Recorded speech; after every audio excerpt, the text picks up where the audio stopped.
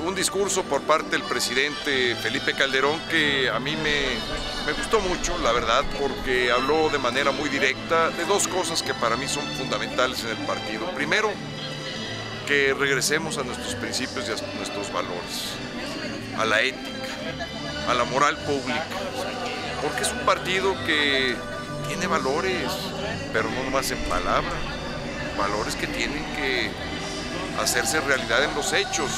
Y casos de deshonestidad, nosotros no nos podemos permitir en el partido. Tenemos que fijar con mucha claridad dónde está la línea de la honestidad y de la deshonestidad, de la corrupción y de la transparencia.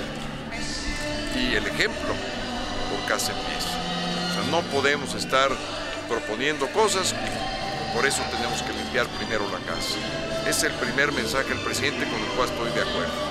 Y el segundo mensaje que dio es que la cancha del partido va a estar pareja para la elección interna.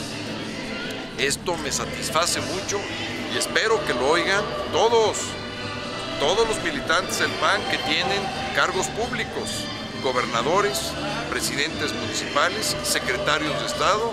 Ya lo dijo el presidente, la cancha pareja, que el peso de la nómina no existe en esta elección, que el militante libre escoja.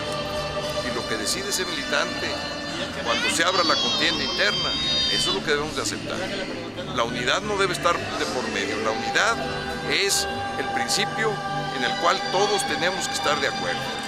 Vamos a cerrar filas, sí, pero con una cancha pareja y un árbitro imparcial, y por eso estoy de acuerdo con estas dos cosas que dijo el presidente Felipe Calderón el día de ayer, y que además no lo dijo en su carácter de presidente, lo dijo en su carácter de militante. Y él como militante, también como él lo dijo, pues tiene un voto. Ojo, lo dijo él, tiene un voto y no más. Un voto significativo, sí. Un voto, pues, de calidad, pues sí, porque es el presidente del país, es un líder del partido, pero no más, ni menos. Saludos.